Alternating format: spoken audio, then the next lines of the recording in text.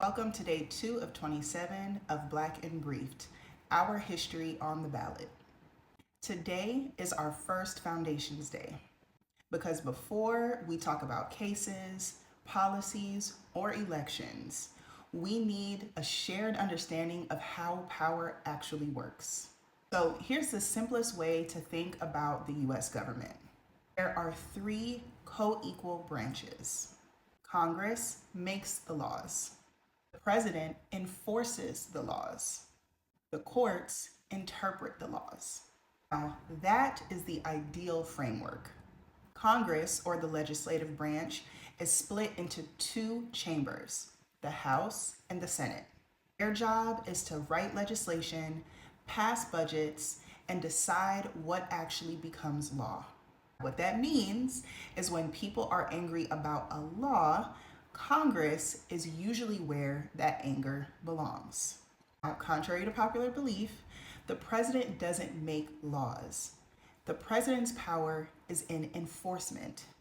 The president oversees the executive branch of government, and the executive branch is responsible for federal agencies carrying out the laws that Congress passes and appointing judges. And this is why elections matter at every level, not just who's in the White House. Then there's the judicial branch, or the courts. Now, courts don't create policy. They only have one job: to answer the question, is this law constitutional?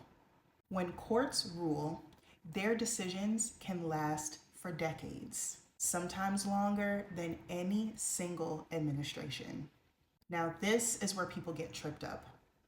Power is divided across the federal, state, and local levels of government. The federal government handles things like immigration, federal elections, and civil rights enforcement. States control things like voting rules, educational policy, criminal law, and healthcare access. And local governments decide zoning, policing priorities, school boards, and housing development. That means that many of the things that affect your daily life are actually decided much closer to home than you realize.